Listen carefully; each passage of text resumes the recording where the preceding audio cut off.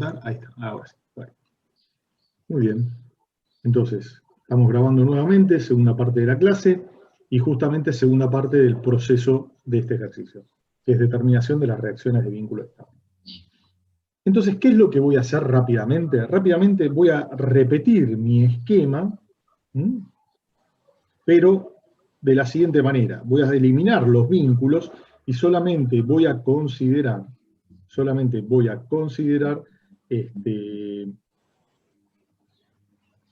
las fuerzas exteriores totales. Las activas, que bueno, obviamente son datos del problema, y las reactivas, que todavía yo no sé qué dirección, las direcciones sí, mejor dicho, lo que no sé es qué sentido van a tener, por lo tanto le voy a dar un sentido totalmente arbitrario. ¿Estamos de acuerdo? Así que ese sentido arbitrario que yo le voy a dar va a coincidir en principio con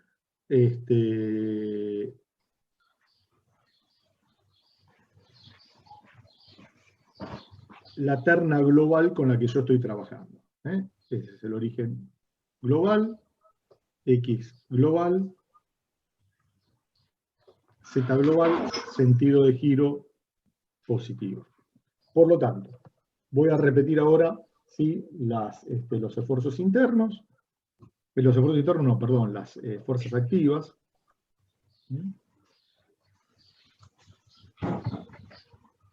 Ahí estamos. Acá me mandó una macanita ahora que estoy viendo. Esto va acá, perdón. Este va acá. Me mandó una macana. Este va acá. Y parece que me mandé una macanita grande acá. Bueno, los hice. A ver, este va acá. Acá va el apoyo. Y acá va este. Y ahora sí, ahora está bien. Son estos dos. Con lo cual.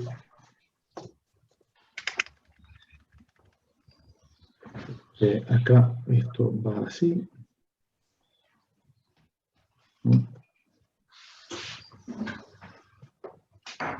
Ahora elimino la articulación que está mal puesta. P1 15, Q igual 5, P2 40, esta a 45 grados, P3 50 y esta acá, MB igual 20. Bueno, entonces las dos articulaciones que tengo que eliminar son esta de acá y esta de acá, que las situé mal. Ahí estamos. Muy bien. Entonces, acá tengo A, B, C, D, E, F, G, H, J, I. ¿Sí? Así que, muy bien.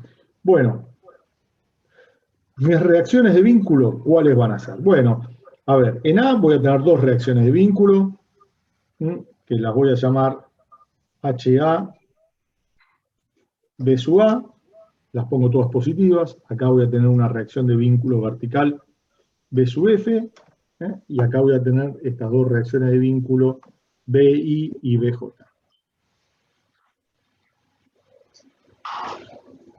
Fíjense que las estoy poniendo todas, un segundito, ¿estamos? Las estoy poniendo todas, muy bien, las estoy poniendo todas positivas. La verdad, yo no sé si van a darnos positivas, pero en principio es lo que estoy acá determinando.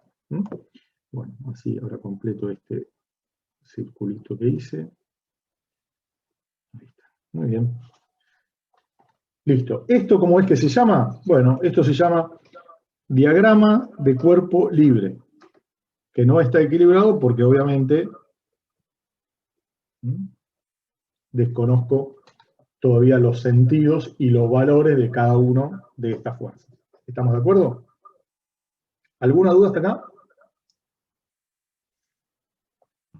Sí, yo tengo una duda. Las BJ y las BI, ¿las llamás Sí. B porque son verticales respecto a la No, la barra? llamé porque me equivoqué.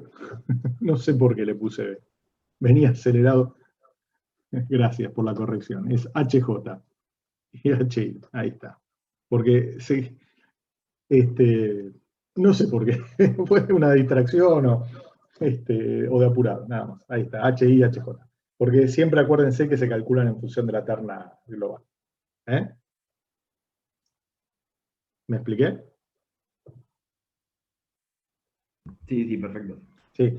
Un comentario respecto de eso. Muchas veces a las verticales se les pone, por ejemplo, yo a BA la podría haber llamado también como ZA, ¿no? Porque está justo ahí.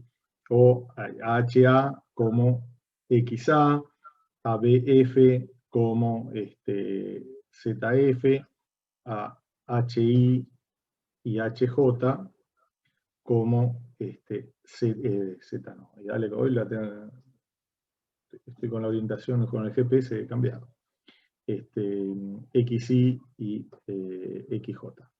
¿Entendido? ¿Sí? Algunos la llaman RXA, RZA, también otra forma de denominarlo es RZA, RXA, bueno, eso es indistinto, eso en la denominación de las reacciones de vínculo cada uno la denomina como le resulta más cómodo. ¿Estamos de acuerdo? Ya que estamos completo esto, pero eso no, es una cuestión de denominación, no tiene mucho concepto ahí. Más que aquel que, cómo nos resulta cómodo a nosotros de llamarlas para después repetir. A mí me resulta en general más cómodo siempre llamarlos vertical y horizontal, pero también muchas veces he utilizado esto y se utiliza, así que eso es propio de cada uno. Bueno, y ahora sí tengo que plantear, así que esto, si uno quiere, lo que hace acá es el punto, en realidad 2.1, ¿no? Porque el 2.1 es justamente el planteo del diagrama de cuerpo libre, es decir, elimino los vínculos y pongo las fuerzas que esos vínculos son capaces de desarrollar. Bueno, y ahora sí, bueno, vengo en el punto 2 de este proceso, 2.2, bueno, es planteo de las ecuaciones, propiamente dicho, ¿no? Planteo de las ecuaciones de equilibrio. ¿Sí? Entonces, bueno, yo lo voy a hacer un poquito desde el punto de vista formal, lo que no quita que necesariamente lo tenga que plantear en muchos problemas como lo voy a hacer ahora. Así que, ¿por qué digo esto? Porque muchas veces yo voy a plantear las tres ecuaciones de equilibrio absoluto y las dos ecuaciones de equilibrio relativo. Ahora bien, yo con esto lo que puedo hacer es a veces plantear primero una ecuación de equilibrio relativo porque es directa y me permite obtener el valor de una determinada reacción de vínculo, y bueno, entonces en ese sentido me es cómodo, pero no necesariamente lo tengo que hacer siempre así. ¿Estamos de acuerdo? Es decir, no necesariamente lo tengo que hacer siempre así como yo se lo voy a hacer ahora. Es simplemente un efecto de entonces, lo primero que voy a plantear van a ser las ecuaciones de equilibrio absoluto. Entonces, lo primero que voy a plantear es sumatoria de las fuerzas en X igual a 0. Esto involucra la totalidad de las fuerzas en X. Entonces, desde el punto de vista de las fuerzas en X, yo tengo, fíjense, a ver cómo puedo hacer para que lo vean. A ver ahí, más o menos, ¿se ve? A ver, para que... ¿Sí? Más o menos, ¿alcanzan a ver el diagrama y lo que voy a escribir ahora? Sí, se ve Sí, sí, bien. se ve. Bien, entonces voy a plantear, primero pongo las fuerzas activas, después las reactivas, siempre por una cuestión. Entonces voy a tener 50, esta voy a trabajar con la componente horizontal, que es 50 por raíz de 2 sobre 2, porque el ángulo está a 45 grados, y va apuntando en el sentido positivo. Y después, ¿qué tengo? Más HA, más HI, más HJ. Una recomendación. Yo acá lo puse así para que ustedes vean de dónde va a salir el valor. Ahora, nunca entreguen un resultado donde digan el valor de una fuerza o de lo que sea es 50 por raíz de 2 sobre 2 o 28 por raíz de 3 sobre 2 o 100 por el seno de 32 grados. ¿Estamos de acuerdo? Ustedes tienen que entregar el valor con la precisión que ustedes quieran, 2 decimales o 3, y ese es el valor, porque ese es el valor de la fuerza el que nos va a interesar. El que va a leer el resultado, el que va a leer el trabajo, no le importa, en este caso, bueno, es un examen, por ahí sí, pero si ustedes tienen que llevar un trabajo a una industria, a un proceso, les interesa el valor, no les interesa tener que estar haciendo la cuenta de, bueno, esto lo multiplico por el seno de tantos grados. ¿Entendido? Así que esto lo pongo acá ahora por una cuestión más que nada, de que ustedes sepan que es la proyección horizontal o la proyección en eje X de esta fuerza. ¿Me expliqué? Bueno. Después tengo sumatoria de las fuerzas en I. Bueno, esto ya es un poquito más largo, así que tengo 15, que es P1, después tengo 5 por 5, que esto es Q, esto es P1, para que uno se oriente, esto es Q por 2 más 3, después tengo P2, que vale 40, más P3, o sea, 50 de vuelta por raíz de 2 sobre 2, porque la proyección horizontal, esto es P3 por el seno de 45, y ya desde el punto de vista de las fuerzas activas no tengo más. Me quedan ahora las reactivas, que son BA y BF.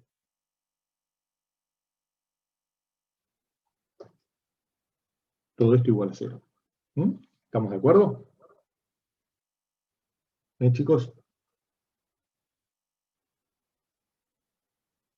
Sí, lo de Q por 2 más 3, ¿qué es 2 más 3? 2 es esta longitud y 3 es esta. Ah, Entonces ok, la perfecto. total es 5. Perfecto. Lo puse en función de cómo vienen los datos. Por eso. Podría haber puesto directamente 5 por 5, bueno, puse 5 por 5, pero acá le puse las longitudes parciales. Eso me refiero. Después de P2, ¿qué está escrito que no llego a ver? ¿Después de dónde? Ah, acá. 40, sí. Acá dice 50 por raíz de 2 sobre 2, que es P3 por seno de 45. Ah, sí, perfecto, gracias. Sí, perdón, lo puse un poquito muy chico. Bueno. Sí, no sé. La segunda sumatoria no sería de fuerzas en Z en vez de en I. Sí, sí, sí, sí. Era para ver si estabas atento. Nada más. Hoy ando con los ejes cambiados, ¿viste? Si te diste cuenta. Tengo que doblar para la izquierda y doblo para la derecha. Así que bueno. Bueno, y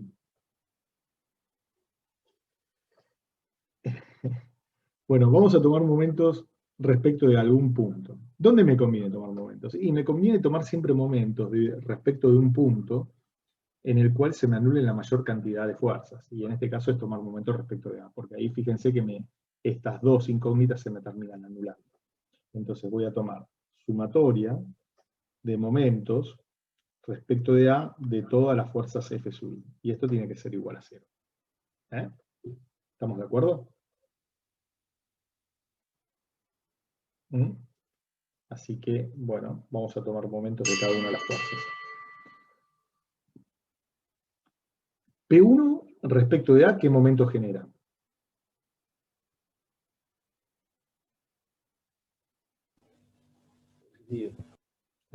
Positivo, ¿no? Muy bien, entonces me queda 15 por 2, que es la distancia.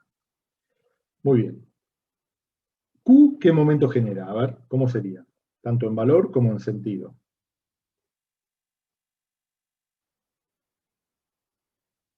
Sería negativo Sí. y a una distancia de 0,5. Perfecto, muy bien. Entonces es 5 por 5, que es la resultante, por 0,5. Muy bien. Después, P2, ¿qué momento genera? Esperá que voy a buscar la longitud de la solución. P2. ¿Qué momento genera? ¿Positivo o negativo? Negativo. Negativo, bien. ¿Y de qué valor? 7, Muy 40%. bien. Perfecto, 40%. Después, P3. ¿Qué momento genera?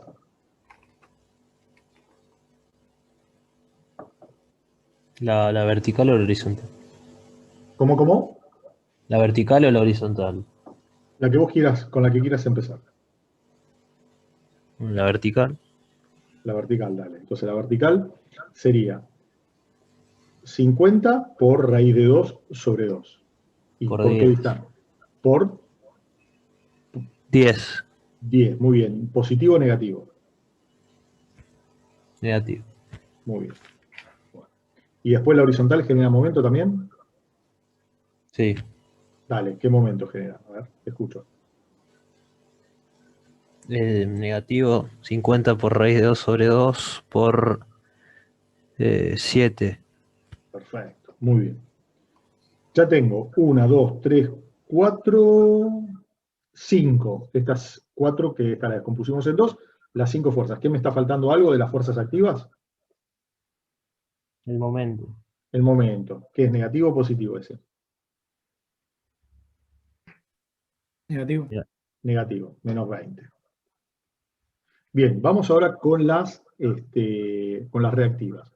BA y HA no generan momento porque pasan por el punto. BF. ¿BF qué sería? Es negativo de 3 más 2, 5 por BF. Y después estas dos que generan momento negativo o positivo. Negativo. Negativo las dos. Bueno, esta genera, esto estaba a 3, o sea que sería 3 por HI, menos, esta estaba 7 y 2, 9. 9 HJ, igual a 0. Así que ya tengo la tercera ecuación. ¿Y ahora con qué vamos? ¿Qué les parece? A ver ahí. Con equilibrio relativo. Exactamente. Vamos a hacerlo en lila. Ecuaciones de equilibrio relativo. Y a ver, tendríamos que tomar momentos respecto de E y respecto de G, o lo que se encuentra a la izquierda o lo que se encuentra a la derecha. Así que bueno, ¿qué quieren hacer? Díganme ustedes.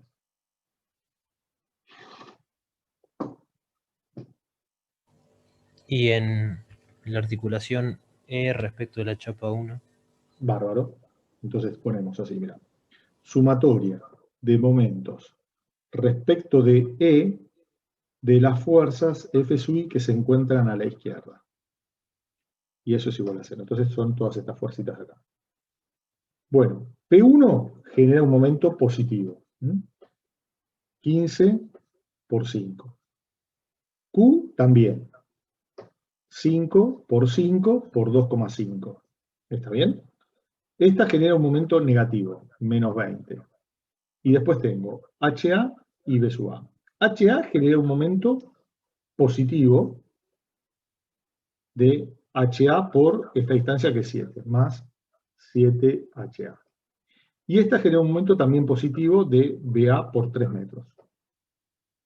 3 por BA, igual a 0. ¿Bien? Y después lo otro que quieren hacer, ¿qué sería? Respecto de G. Ya que estamos, tomamos la cuerda que se encuentra a la derecha. ¿Les parece? Entonces hacemos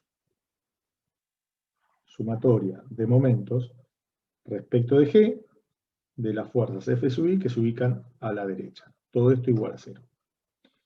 Entonces, a ver, la única fuerza activa que produce es la componente vertical de P3 y que produce un momento negativo. Entonces va a ser menos 50 por raíz de 2 sobre 2 por esta distancia que son 3 metros. Esta genera HI genera un momento positivo de 4 por HI y HJ genera un momento negativo de 2. 2 por HJ. Igual a 0. Y ahí ya tenemos las 5 ecuaciones. Las 5 ecuaciones de equilibrio, tanto absolutas como relativas. ¿Quedó claro? Yo les voy a dejar dibujado acá el diagrama de cuerpo libre equilibrado. Lo que sí les pido es que para la semana próxima lo resuelvan esto, y que lleguen. Miren que es importante practicar esto, porque después se equivocan mucho durante la resolución, ya sea de los prácticos, de los exámenes sobre todo, tanto de los parciales como el final. Entonces, practíquenlo, repasen esto, a ver si yo no me equivoqué en nada, si no nos equivocamos, si ustedes están de acuerdo, y después agarren y vean si llegamos. Yo ya les doy los resultados para que los tengan y sepan cómo les va a quedar. Entonces, 2.3, que sería el planteo de las ecuaciones y la resolución, y ahora sería el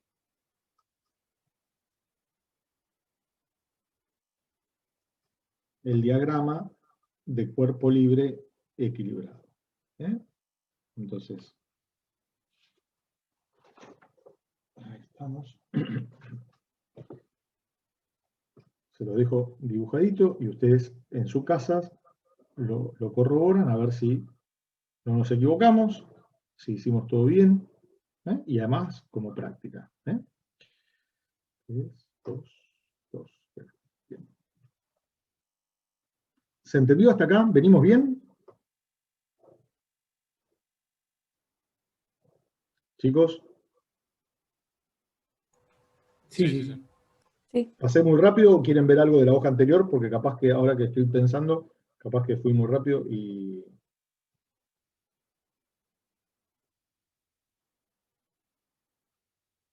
No, creo que está bien. ¿Está bien? Bueno, si no volvíamos, no se preocupen. Muy bien, muy bien, muy bien. Estamos acá.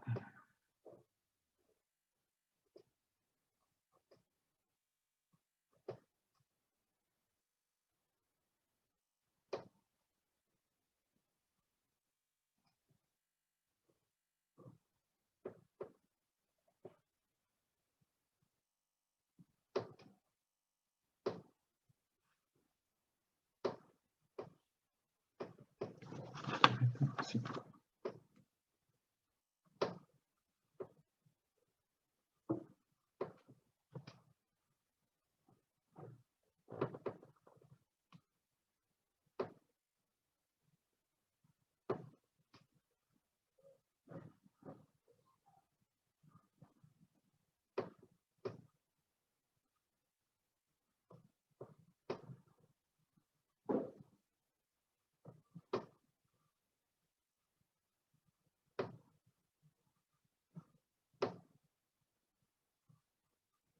Bueno, muy bien. Y esto me quedó así.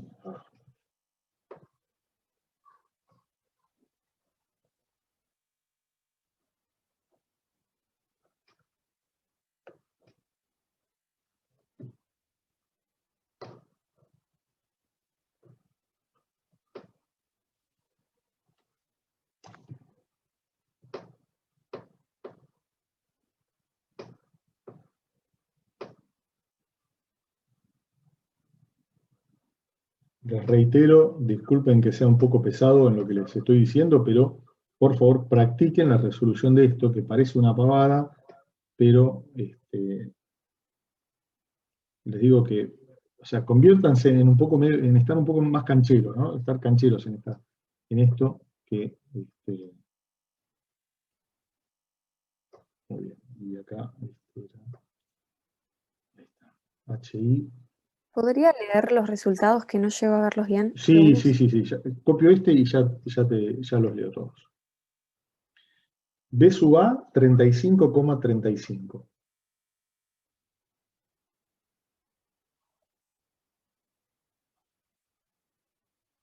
HA, 31,94. BA es para abajo, HA hacia la izquierda. BF hacia arriba, 150,71. HI hacia la derecha, 16,54. Y HJ 19,96 hacia la izquierda. Perfecto, gracias. De nada. Bueno, ahí estamos. ¿Qué es esto? Esto es nuestro diagrama de cuerpo libre equilibrado. Así que hoy dibujé bastante en rojo y negro. No crean que soy hincha Newell's, ya lo saben de qué. Así que bueno. Acá estamos. Muy bien. Bueno, y ya que estamos, vamos a dejar planteadas las ternas locales para este que sería nuestro esquemita. ¿Estamos de acuerdo? Entonces, en todas las horizontales va a ir, como siempre, esto, que es lo que venimos trabajando ahora. Así que esto sería Z local, X local. Positivo, así. En las verticales van a ser así. Z local, X local, sentido de giro, positivo, así. Bueno, y acá pasa exactamente lo mismo. Así ya esto lo tenemos y ganamos tiempo para la semana que viene. Ya los tenemos definidos y retomamos esto después a partir de acá. Muy bien. ¿Quedó claro, chicos? ¿Se entendió? Sí, sí. Venimos bien es decir, lo he tratado de dar lo más sistematizado posible para que, bueno, ustedes lo tengan como guía. Una vez que uno después está canchero, es decir, y práctico sobre todo, va a ser todo esto mismo, pero bueno, por ahí algunas cosas las hace primero hago esto, después hago aquello, y como ustedes saben, ¿no? Es decir, ustedes mismos se darán cuenta de que con determinadas cuestiones matemáticas y físicas ustedes las hacen directamente mucho más expeditivamente de lo que las hacían hace 3 años atrás, por ejemplo, 2 años atrás. Bueno. Bien, voy a ir abriendo acá esto. Así.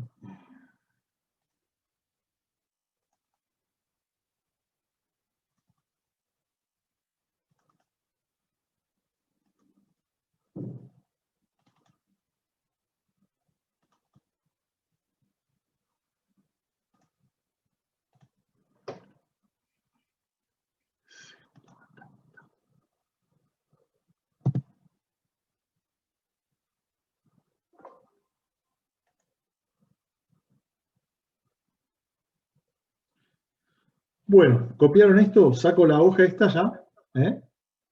¿Sí? Sí, sí. Bueno, muy bien. Bueno, vamos a hacer lo siguiente. Esto lo vamos a ver a través de una presentación, lo que viene ahora a continuación. Primero les voy a compartir la pantalla. Vamos a empezar. Y cualquier duda, cualquier aclaración, la hacemos como hacemos siempre acá en la hoja. Acá. Bueno, ahí estamos. Esto vamos a poner así. Perfecto. Muy bien. Bueno, este tema se denomina sistemas reticulados. Vamos a ver primero una introducción que es la siguiente. A ver, estos 3 ejemplos que estoy colocando ahí son el primero, un caso de una viga simplemente apoyada. Este segundo caso es una ménsula. Fíjense que esto lo que está tomando es las carguitas horizontales, las horizontales, las verticales y el momento. Este apoyo fijo, el tener una reacción horizontal y el tener el móvil una reacción horizontal, provee el par que hace que cuando uno pone una fuercita acá con una fuerza distribuida, impide que gire. Y acá tengo una columna, que es lo mismo que esto, pero girado a 90 grados, que esta ménsula. Bien. Ahora, estos, fíjense, son los modelos matemáticos que representan una estructura. Ahora, esta estructura puede ser algo como esto, como lo que nosotros estuvimos viendo hasta ahora, que son sistemas de Almayena, en donde fíjense que toda la vista lateral tiene un contorno y todo lo que queda internamente dentro de ese contorno está ocupado por materia. Ahora, esta no es la posible solución que uno le puede dar desde el punto de vista estructural a estos elementos estructurales, sino que existen estas otras, que pueden ser los que se denominan reticulados o sistemas de alma calado. En donde fíjense que básicamente, acá lo que yo estoy colocando es toda una barra, que va de punta a punta, una superior, estoy colocando una muy parecida, pero inferior, porque está del lado de abajo, nada más que por eso. Estoy colocando una serie de barritas verticales, que son estas que están dibujadas en marrón, que después yo les voy a indicar cómo se denominan, y después unas, como las verdes, que están en diagonal, que complementan esto de acá. Bueno, acá en la columna, o en la ménsula, pasa exactamente lo mismo. Tengo, en este caso, una barra, las azules, que una está en la izquierda, la otra está en la derecha. Tengo unos elementos horizontales, que son los marroncitos, que unen justamente estas dos barras más largas, y después tengo estas verdes, que son las que aparecen en diagonal. Bueno, a las barritas azules como esta, se las denominan cordones. Este es el cordón inferior, porque está en el inferior, y este es el cordón superior. Las barras que están en marrón, que son las que vinculan casi en forma perpendicular, uno podría decir, a los cordones, o por lo menos en general a uno de los cordones, aunque hay otras formas que no necesariamente, pero básicamente son las que vinculan a los cordones a través de la menor distancia entre ambos, y ahora voy a decirles por qué, se la denominan montantes. Estas que están en marrón, se las denominan montantes. Y las que están en diagonal, que son las verdes, se las denominan diagonales. Acá tengo también dos cordones que, como son verticales, muchas veces se los denomina cordón izquierdo y cordón derecho, o parantes del reticulado. En general parante porque tiene cierta acepción con columna, en general una columna también muchas veces se le dice un parante, y bueno. Fíjense que las marroncitas, que son las que vinculan a los cordones, se las denominan montantes también, por eso las hemos dibujado del mismo color, y las que están en diagonal en verde como diagonales. ¿Sí? Bueno, fíjense, esto, ¿qué es lo que en definitiva me está mostrando? Me está mostrando que un determinado sistema estructural tiene, en principio, varias soluciones. Una como esta y otra como esta de acá. Muy bien. ¿Las azules cómo se llaman? Cordones. Cordones. Lo voy a escribir acá, así les queda claro. Y así utilizamos C, cordón. M, montante.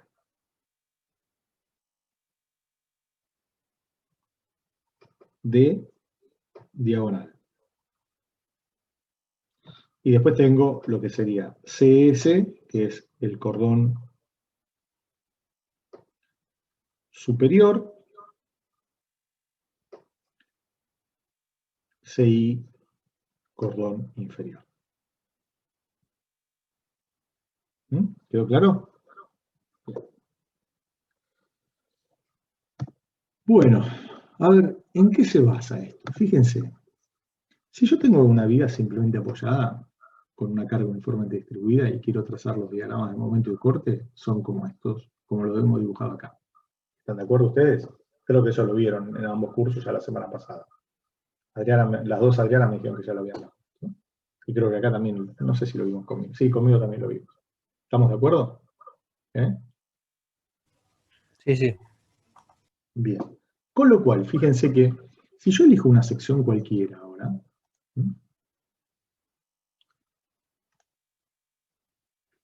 por ejemplo, esta de acá, y quiero poner en evidencia los momentos, me va a quedar algo como esto. Fíjense que esta es la cara positiva, y ese es un momento positivo, esta es la cara negativa, tengo un momento negativo. Ahora, este momento, en definitiva, ¿qué es? Es un par de fuerzas. Y en este caso particular, ese par de fuerzas es una fuerza que acá va así, y acá va así. Acá va así, y acá va así. Fíjense que esto genera justamente que ρ gire en el que está en la cara negativa, gire en sentido horario, mientras que acá está girando en sentido antihorario. ¿Estamos de acuerdo? Bien. Ahora,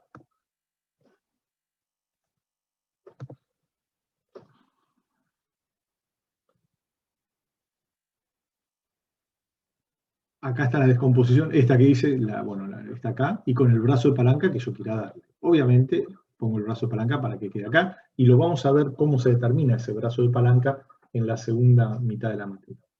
Ahora, en definitiva, yo tengo que este momento lo tengo como un par de fuerzas, acá y acá.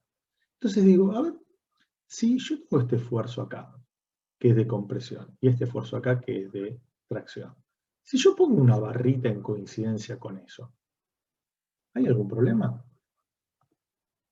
¿Qué sería esto de acá? Acá, esto está un error, sé que cuando copié esto va al revés, ¿eh?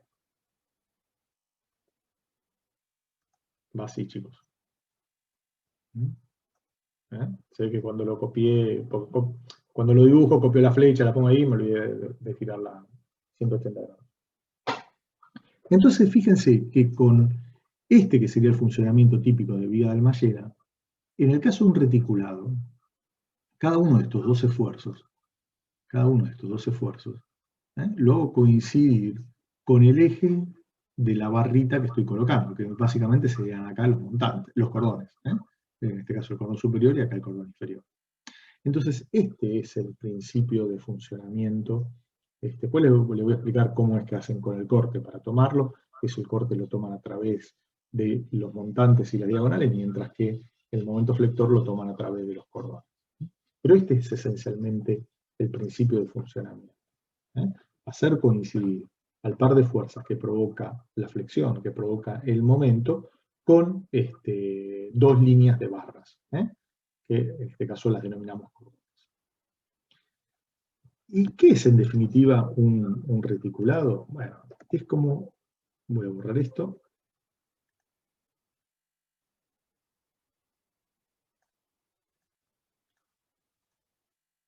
Es como que yo le hubiera removido a toda esa viga de Almayera parte del material. Y he trabajado con esto que me queda acá. Entonces acá me quedó un reticulado, ¿por qué? Porque imagínense que este triángulo de acá lo pude yo cortar así y lo saqué. En realidad no lo corto, sino lo que hago es armo una barra en esta dirección, en el sentido en diagonal con la inclinación que corresponde. ¿Sí? Esto a modo de introducción. Perdón, una aclaración. Como consecuencia de esto, de lo anterior, de esto que acabamos de ver, se observará que, fíjense que los cordones trabajan exclusivamente de esfuerzos normales o esfuerzos axiles. Muy bien. Veamos ahora alguna serie de definiciones. Vamos a denominar como sistema reticulado o armadura. Armadura es una acepción bastante española que se utiliza y se utiliza bastante en México, ¿no? Como una estructura conformada por un conjunto de elementos estructurales unidimensionales, denominados barras, que se unen entre sí en sus extremos y que terminan conformando un sistema estructural rígido e indeformable, y en general liviano. En general, no siempre. Depende muchas veces pero en general es bastante más liviano que otras estructuras hechas de otro material, como por ejemplo el hormigón. Por eso es que se las denomina en general que son livianas. Bueno, nosotros ya vimos lo que era un elemento estructural unidimensional o barra. Así que cuando una de las dimensiones es mucho más grande que las otras dos. Y por lo tanto el modelo físico-matemático representativo de una barra se realiza a través de una línea que une los baricentros de las infinitas secciones transversales, al cual lo denominamos eje de la barra. Es decir, la barra la representamos a través de una línea que representa el eje propio de la barra misma, ¿no? Bueno, esta clasificación ya la vimos, nosotros, así que la paso por alto. Nosotros estamos esencialmente en todo este grupo.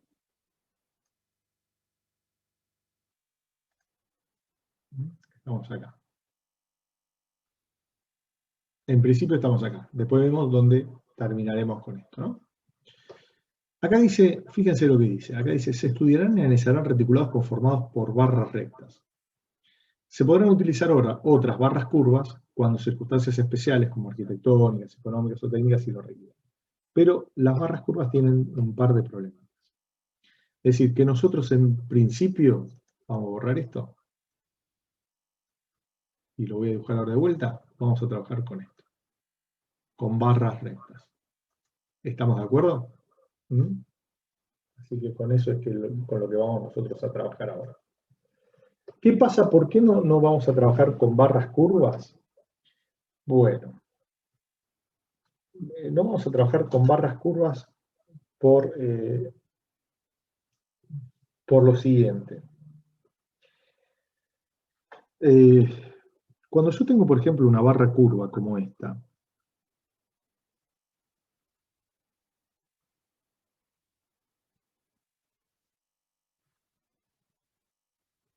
¿sí? Y yo, no sé, le coloco una fuerza cualquiera, por ejemplo, una fuerza P acá. Bueno, esto va a tener como reacciones de vínculo. Voy a tener primero la carguita P, que es la que está actuando, y después voy a tener acá las reacciones. ¿Está bien? Ahora, si yo considero una sección cualquiera como esta, ¿qué es lo que en definitiva va a pasar? Voy a tener esto de acá,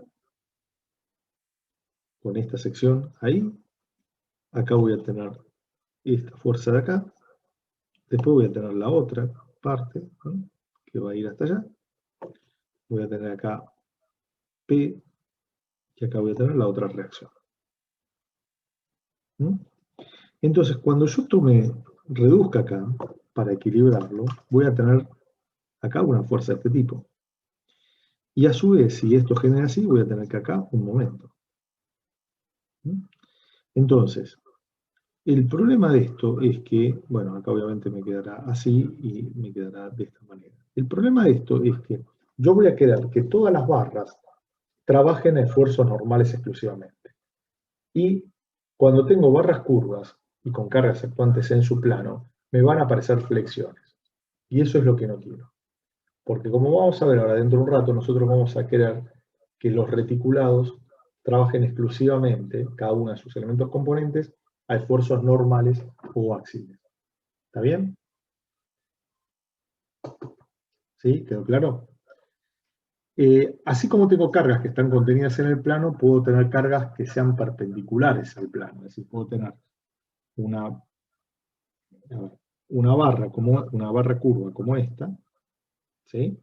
Pero puedo tener, esto imagínense que se ubica en este plano, y la carguita la tengo acá, perpendicular al plano. Es decir, esta es la curva, este es el plano pi, la curva pertenece al plano pi, y la carguita P, por ejemplo, P es perpendicular al plano pi. ¿Estamos de acuerdo? Bueno, ahí aparecerán flexiones y torsiones, las dos cosas. Y nosotros vamos a diseñar a estructuras reticuladas que funcionen exclusivamente, como les dije, y les vuelvo a reiterar, a esfuerzos normales.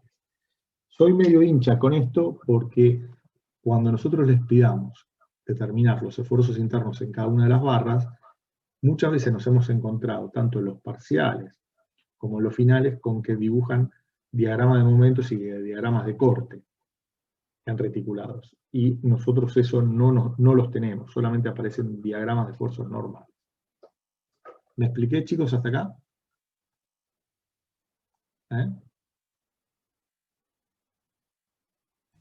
Sí, sí. ¿Sí? Bien. Bueno, Vamos a denominar como nudos o nodos o vértices al lugar geométrico al cual concurren las barras y en donde se unen entre sí. Esos son los nudos o nodos. Estas uniones, es decir, estos nodos, podrán ser de dos tipos básicamente. Articuladas o rígidas. Digo, podrán ser básicamente de dos tipos porque hay situaciones intermedias. Articuladas es que cuando yo uno dos barras, la unión es una articulación, es decir, permite el libre giro entre una sección y la otra, o entre una barra y la otra. En cambio, en las rígidas, los giros no están permitidos. ¿Estamos de acuerdo? Es como si fuera una unión de continuidad de material.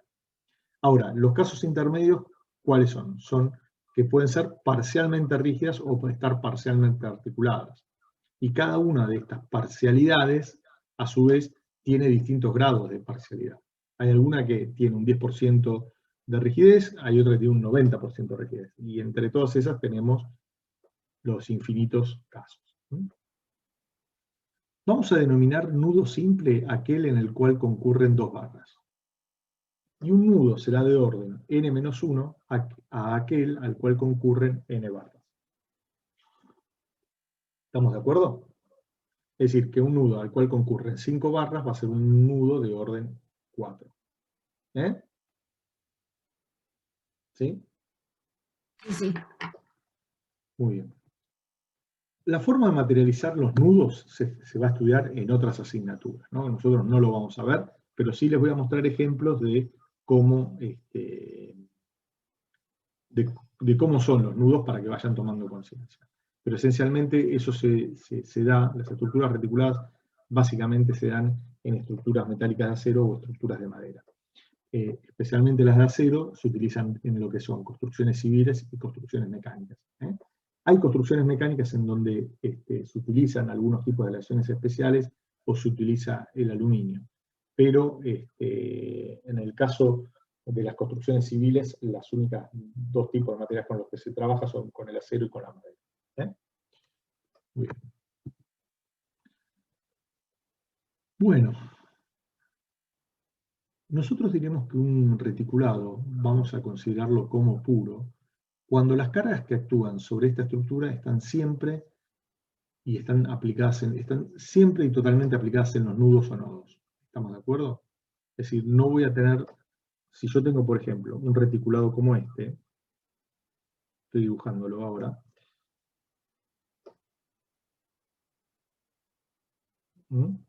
no voy a colocar una barrita, una fuerza acá, por ejemplo. La voy a tener en los nodos. ¿Por qué? Si la tengo ahí, la barra esa se me va a flexar. Yo quiero que, como les dije recién, que siempre trabajen a esfuerzos normales. Muy bien. Como consecuencia de esto, un poco lo que estoy diciendo, las barras estarán trabajando solamente a esfuerzos normales o axiles, ya sean de tracción o de compresión. Nosotros vamos a trabajar en este curso exclusivamente con sistemas de reticulados puros.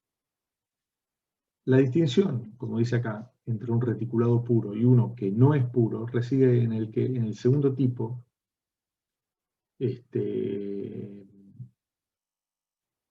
las cargas no actúan en los nodos, pero sí tiene una conformación geométrica que lo hace que sea un reticulado. Es decir, yo puedo tener que un reticulado es un reticulado desde el punto de vista geométrico, es decir, algo como esto, ¿sí?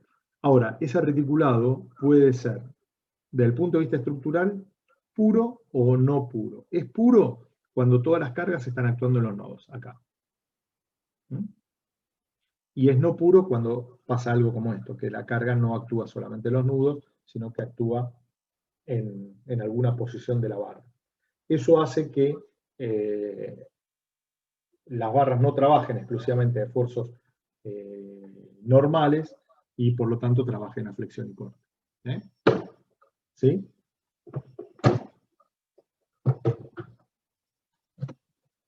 Bien. Bueno, vamos a ver ahora una serie de tipos. ¿Hasta acá venimos bien? ¿Me están siguiendo bien o tenemos algún problemita?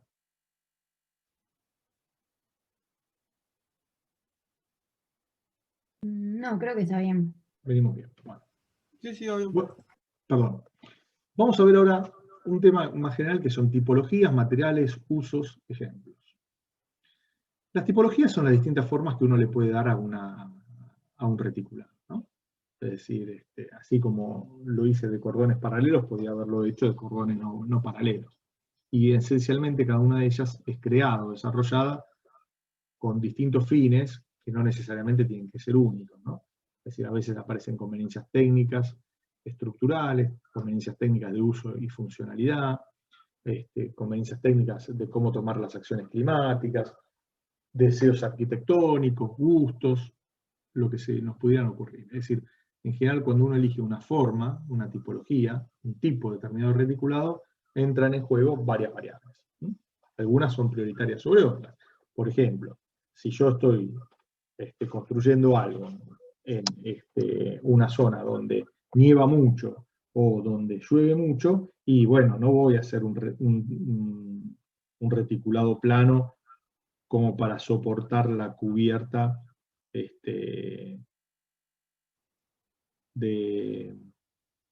perdón, esto así, así, para soportar eso, porque se me va a acumular nieve y eso me incrementa el peso o lluvia. ¿Qué es lo que comúnmente hago? Bueno, esencialmente lo que hago es que le doy pendiente a ese lecho, sobre todo cuanto más llueve o nieva, más pendiente le doy. ¿Para qué le doy eso? Para que justamente desagüe lo más rápido posible, ¿eh? Es decir, cosa que cuando acá nieva o llueva, enseguida escurre. Por eso es que le doy. En lugares en donde eso no es tan importante, bueno, puedo hacerlo plano o darle menor pendiente. Pero ese es un ejemplo de. Muy bien. Acá ven distintas formas geométricas y tipologías de estructuras. Cordones no paralelos, el verde es el cordón superior, el azul de abajo es el inferior, como estos, que son muy parecidos a las vigas del tren Mitre, de los puentes del tren Mitre, por ejemplo, o estas también, estas en muchos puentes aparecen ferroviarios, ¿no? ¿Sí? Bueno, ménsulas como las que vimos antes, esto y esto, fíjense alguien, ¿por qué elijo esta por esta? Y a veces, capaz que acá necesito darle más espacio libre, acá no, es decir, necesito una altura, es decir, si yo tengo una altura de mi construcción, ¿sí? El hecho de colocar una estructura de este tipo hace que, bueno, optimizo acá un mayor gálibo vertical, y cosa que si lo tuviera que hacer como esto, bueno, me quedaría todo el sector con un mínimo gálibo, ¿no? Entonces, con lo cual tendría que hacer por ahí columnas más grandes o más altas para poder trasladar hacia arriba esta parte de la cubierta. Bueno, todas esas son conveniencias que uno tiene que ver con la funcionalidad, con los deseos, con los gustos, con las acciones de las climáticas sobre la estructura, etc. Bueno, acá ven otras, estas con nombre, fíjense que esta y esta son parecidas, y esta son parecidas, lo único que cambian es la orientación de las diagonales. Si ustedes lo ven, las diagonales están orientadas acá en un sentido y acá en otro. Bueno, después más adelante vamos a ver por qué alguien las orienta de esta manera, y tiene que ver con que si las diagonales quedan traccionadas o positivas, traccionadas o comprimidas fundamentalmente, ¿no? Por eso es que se las orienta de una manera u otra. Lo vamos a ver un poco más adelante. Así como les muestro esta, hay un montón más. Materiales. Fundamentalmente lo que decía antes, para estructuras civiles y para estructuras mecánicas, fundamentalmente son el acero y la madera. En el caso de estructuras mecánicas, bueno, hay algunas que, como dice acá, aluminios o aleaciones especiales también son utilizadas. Muy bien, usos. Bueno, usos tenemos un montón de usos. Edificios industriales y galpones, galerías, parrales, puentes, equipos, casas, estereoestructuras geodésicas, por nombrar algunos, y ahora después vamos a ver un poco fotos de ejemplos. Acá tienen, por ejemplo, edificios industriales y galpones. Esta y esta de acá, fíjense que son reticulados, tanto las columnas como esto es un tinglado, y bueno, son reticulados. Acá también, este es un depósito, hecho con todo con vías reticuladas. Este es un render, que este es muy parecido a este de acá. Y este es una estructura reticulada de madera. ¿Sí?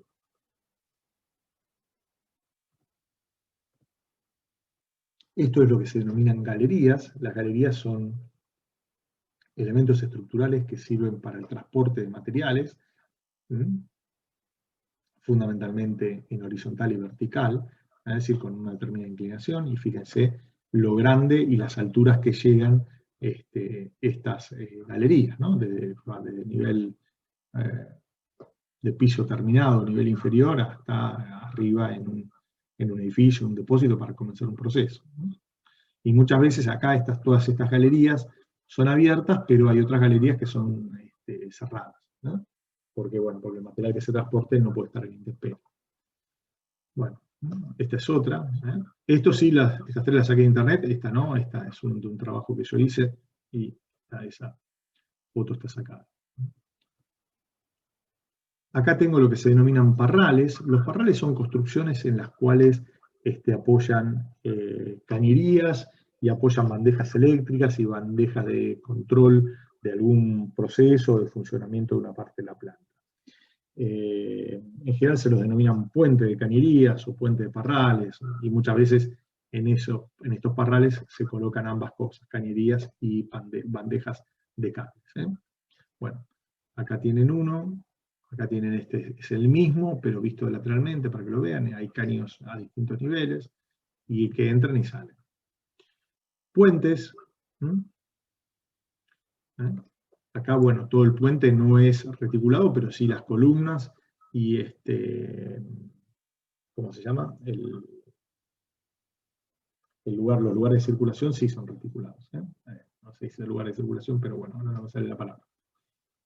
Este es un puente que es colgante. Este es un puente en arco, donde tengo una estructura reticulada que apoya en la parte superior del arco. El arco es reticulado. Y creo que ahí circula un tren y acá abajo circulan los autos. Así que, bueno, para que vean un poco la variabilidad de las formas y todo. Estos son equipos, fíjense que son torres grúas, son todas estructuras reticuladas, las cuales, son equipos fundamentalmente mecánicos. Esto es una especie de viga reticulada grande, que sirve para transportar materiales horizontalmente y en poca distancia. Funciona a baja velocidad eso. Todo este mazocote se traslada perpendicularmente a este plano. Bueno, casas y viviendas, típicos quinchos de madera. Bueno, esto ya es una estructura para varias viviendas. Tenía la foto completa de esto porque quedaba muy linda, pero no la encuentro. Bueno, esto es lo que se denominan estereoestructuras. Las estereoestructuras son estructuras reticuladas espaciales, en donde se identifica un plano inferior y un plano superior, o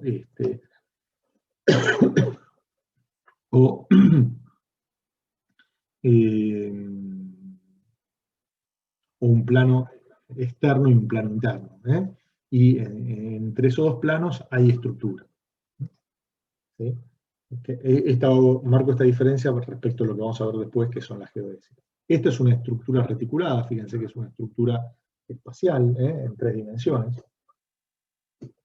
Y de un poquito de casualidad, estamos viendo acá cómo es un nodo de vinculación de las barras, para estereoestructuras. Ahora después vamos a ver.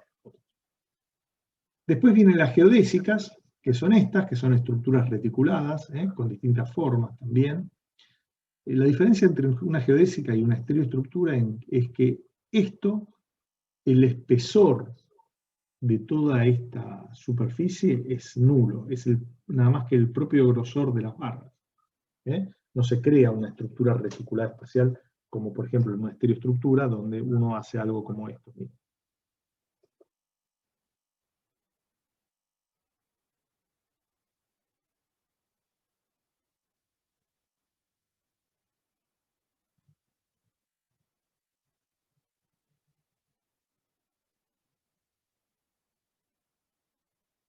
¿Mm?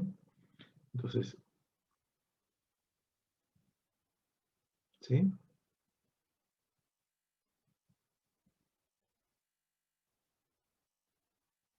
¿Quedó claro? ¿Mm? Entonces, acá hay un espesor, mientras que en una geodésica es como si fuera una lámina así. ¿Eh?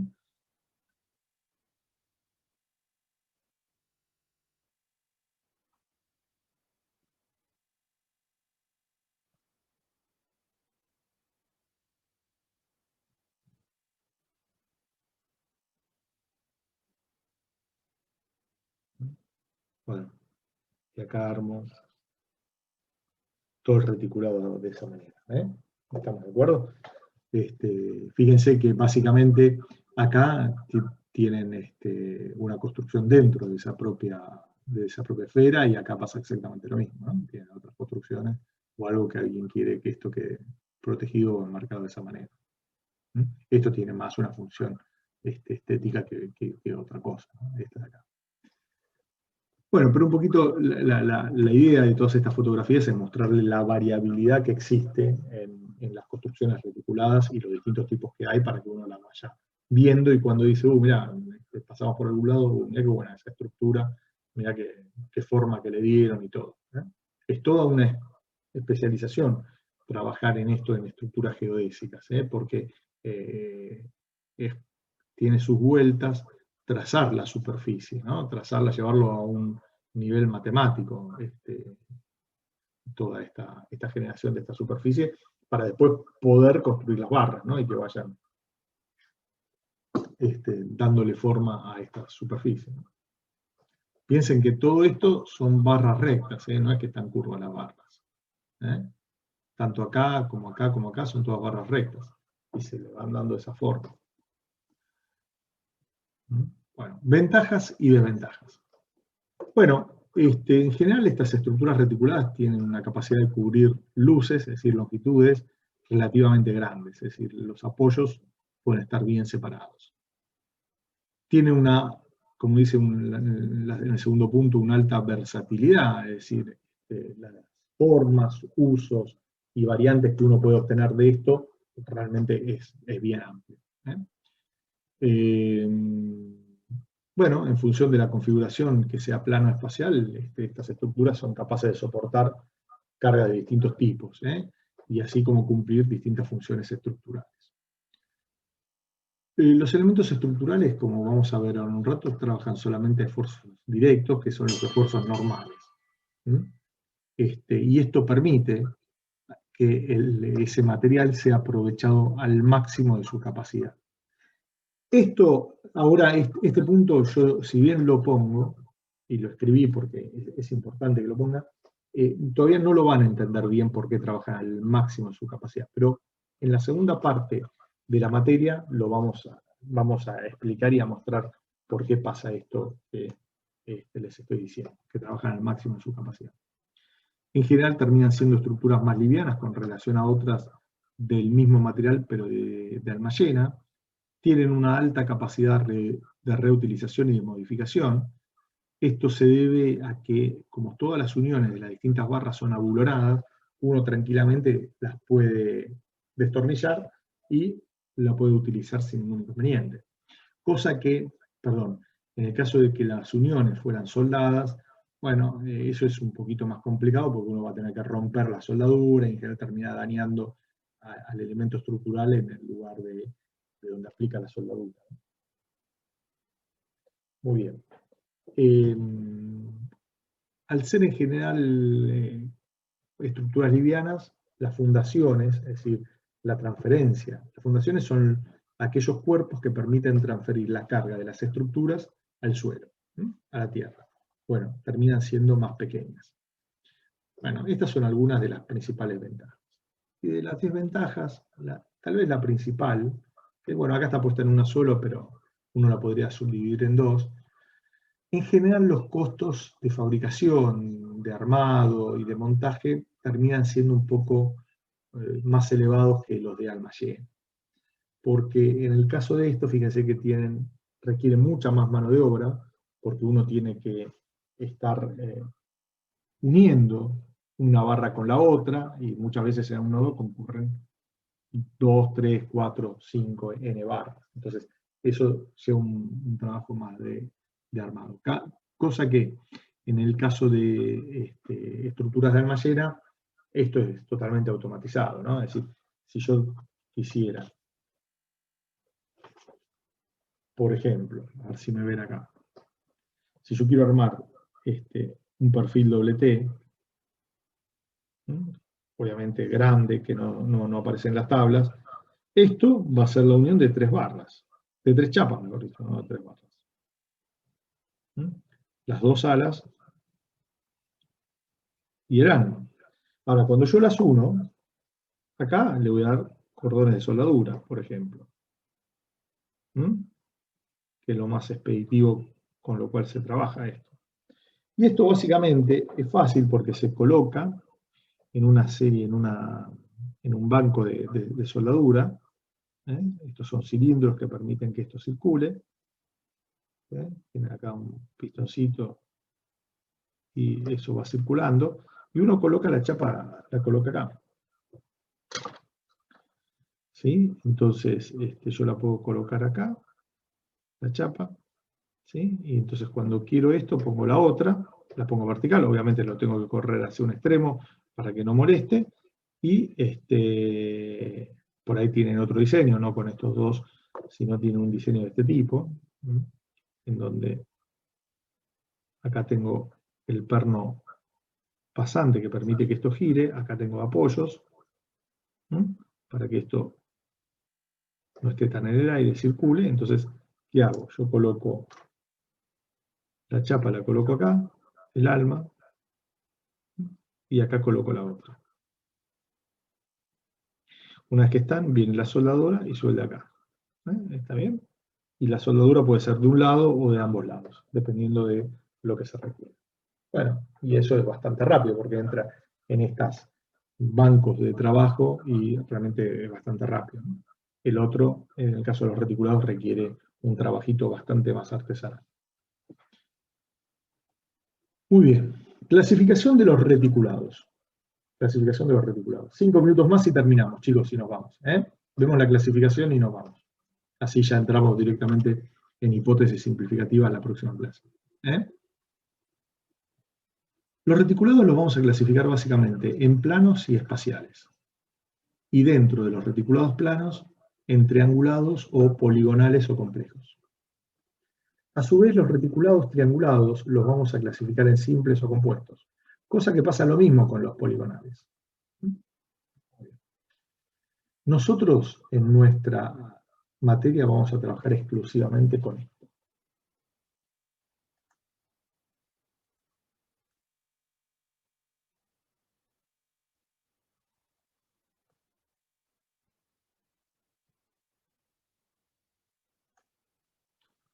Reticulados planos, triangulados y simples, que a su vez van a ser estáticamente determinados.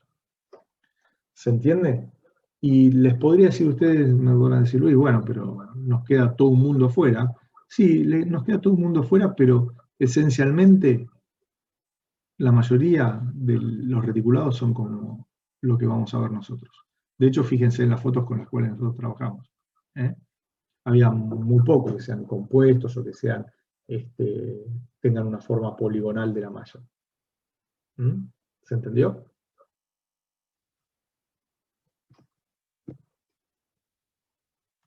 Chicos. Bien. Sí. Con eso ya empiezan las hipótesis simplificativas, así que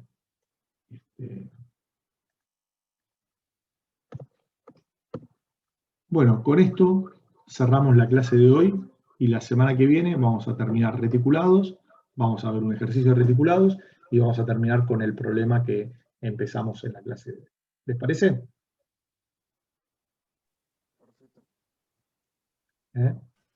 Sí. Dale, bárbaro. Dale. Bueno, ¿alguna duda con esto, chicos?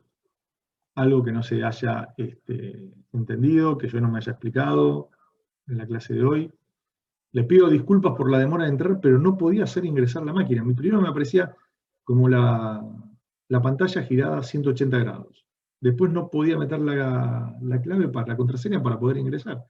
Y la verdad que cuando la tuve que resetear, tardó un montonazo en arrancar. No sé qué es lo que pasa, porque capaz que necesita una limpieza. Pero bueno, la verdad que hasta allá la estuve usando sin ningún problema, así que no sé qué habrá pasado.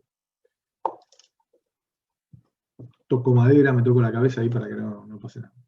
Bueno, ¿alguna duda de todo lo que vimos? ¿Alguna consulta, pregunta?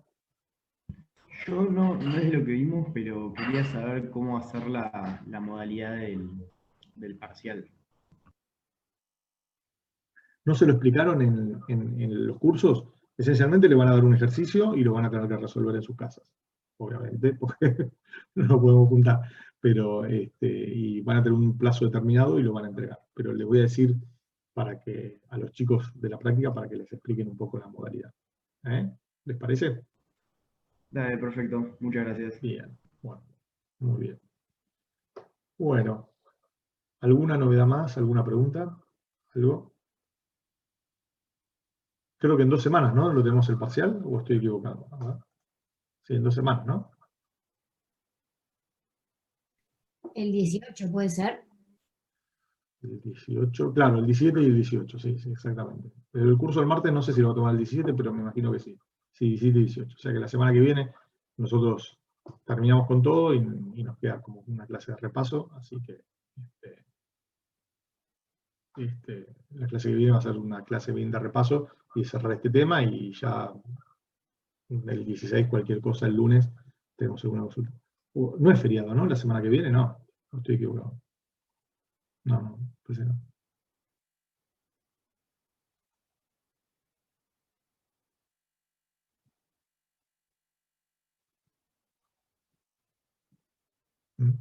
Bueno, nada más, chicos. Nos despedimos. No, nada más. Bueno, nos vemos el lunes que viene, entonces. Chao, hasta luego.